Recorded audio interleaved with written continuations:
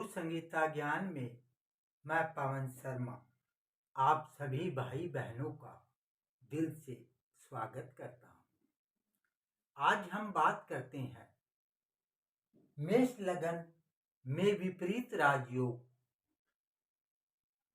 बनता हो तो उसका क्या फल जातक या जातिका को प्राप्त होता है।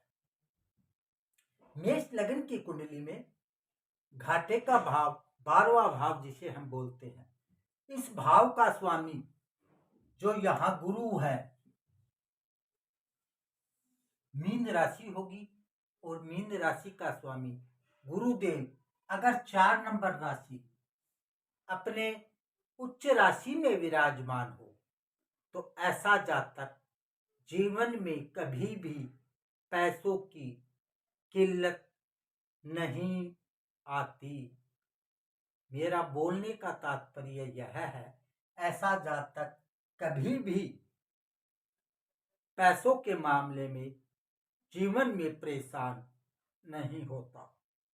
मेष लगन की कुंडली में दूसरे भाव का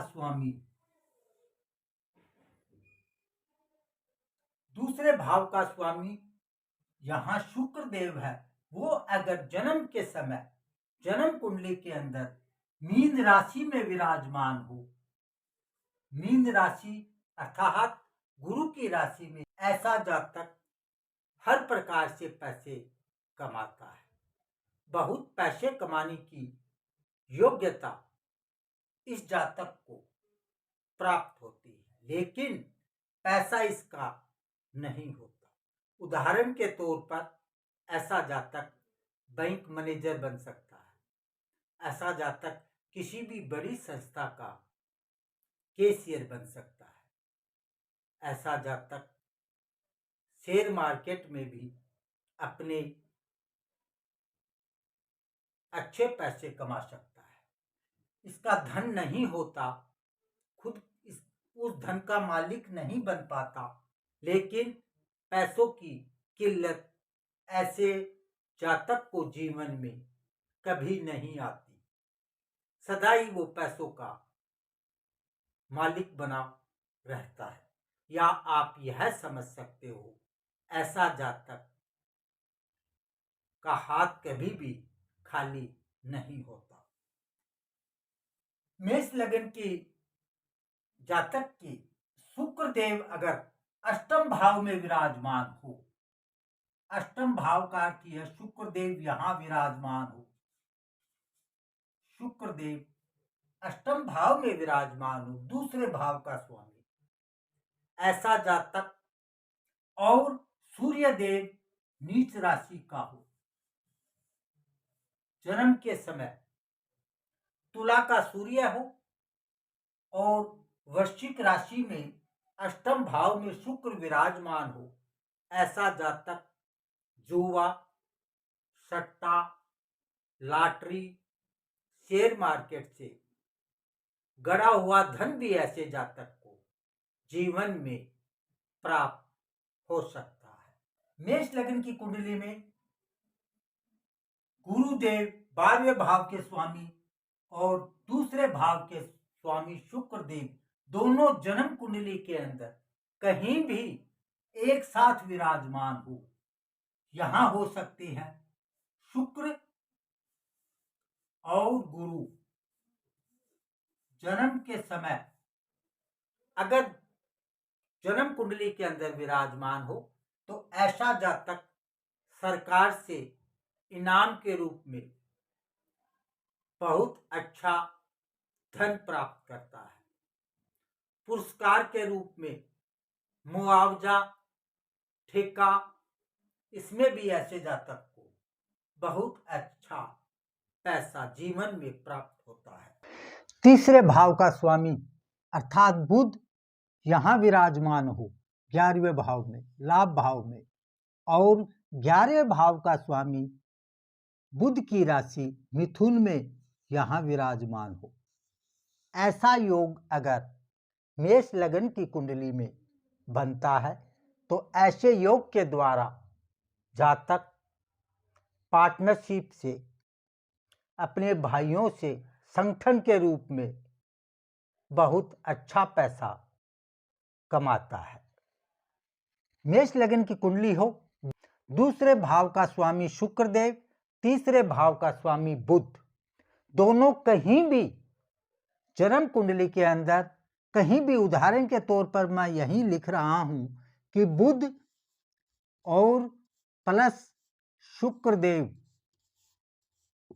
आपके जन्म कुंडली में कहीं भी विराजमान हो और वहां से अर्थात इनको शनि देव देख रहे हूं, जैसे शनि यहां विराजमान हो, शनि अगर यहां विराजमान होंगे तो पूर्ण दृष्टि से बुध और शुक्र को देखेंगे, या फिर मंगल यहां विराजमान हो, अपनी सप्तम दृष्टि से पूर्ण दृष्टि से मंगल बुध और शुक्र को देखेंगे।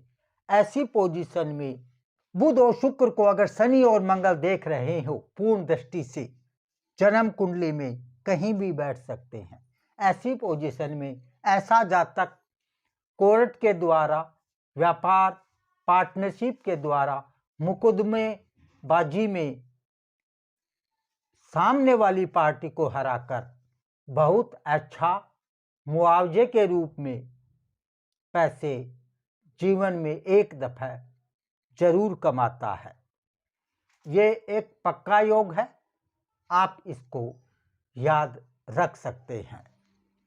मेष लग्न की कुंडली हो और दूसरे भाव का स्वामी शुक्र अष्टम भाव में विराजमान हो, मंगल की राशि में, और मंगल जो है वो सेकंड भाव में विराजमान हो, स्थान परिवर्तन हो, दूसरे भाव का स्वामी अष्टम भाव में विराजमान हो, अष्टम भाव का स्वामी दूसरे भाव में विराजमान हो, ऐसा जातक और मेष लग्न हो तो ऐसा जातक जुआ, सट्टा, मटका, घोड़े की रेस, इस प्रकार का कोई भी कार्य करेगा तो उसमें बहुत अच्छी मात्रा में और बहुत पैसे अपने जीवन में प्राप्त करता है। यह भी एक बहुत पक्का योग है, लेकिन यह आप याद रख सकते हो कि मंगल और शुक्र आपके नीच के हो तो ज्यादा फल मिलेगा और नीच के ना हो तो कम फल जातक को प्राप्त होता है। बुध प्लस शुक्र प्लस मंगल प्लस शनि, बुध शुक्र मंगल शनि, इन चारों की युक्ति एक ही भाव में जन्म कुंडली में कहीं भी अगर यह से आपकी जन्म कुंडली में विराजमान होगा, ऐसा जातक लक्ष्मी का धनी होता है। ऐसे जातक को अखंड लक्ष्मी का आशीर्वाद प्राप्त होता है। ऐसा जातक हर प्रकार से पैसे के मामले में बहुत धनी और योग्य माना जाता है। मेष लग्न की कुंडली हो और शुक्र गुरु, शुक्रदेव प्लस गुरुदेव, या फिर इसके साथ शनि हो, गुरु के साथ शनि हो, या फिर गुरु और शुक्र किसी भी भाव में एक साथ विराजमान हो, तो ऐसा जातक का भाग्य उदय इसकी धर्म पत्नी के भाग्य से, और ऐसा जातक बहुत पैसे जीवन में कमाता है। विपरीत राजयोग जब भी बनता है कि इन भावों के स्वामी जो होते हैं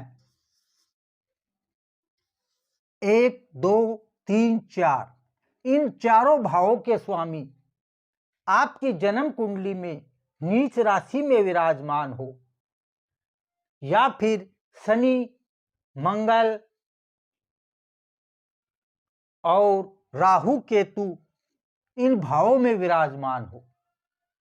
मेरा बोलने का तात्पर्य यही है कि इन भावों के स्वामी अगर आपके आपकी जन्म कुंडली में नीच के बैठे हैं, कुरु स्वभाव के हैं, उतना ही फल विपरीत राजयोग बनने पर जातक को प्राप्त करवाते हैं। यह जरूर आप याद रख सकते हो, जो भी मैंने आपको बताया बुध शुक्र मंगल, तो इनकी डिग्री का ध्यान भी आपको अवश्य रखना है। जितनी पावर ग्रहों के अंदर होगी, उन पावरों के हिसाब से ही ग्रह अपना आपको फल देगा। अगर आपके ग्रह कम पावर के हैं तो आपको कम फल मिलेगा, और आपके ग्रह अच्छे पावर के हैं तो आपको अच्छा फल जीवन में प्राप्त होता है। किसी भी जातक को विपरीत राजयोग के बारे में कोई भी जानकारी चाहिए अपनी जन्म कुंडली की, तो कमेंट बॉक्स में जाकर अपना सवाल मेरे को आप कमेंट कर सकते हैं। कमेंट में ही मैं आपको उसका जवाब अवश्य दूंगा। जय श्री राम।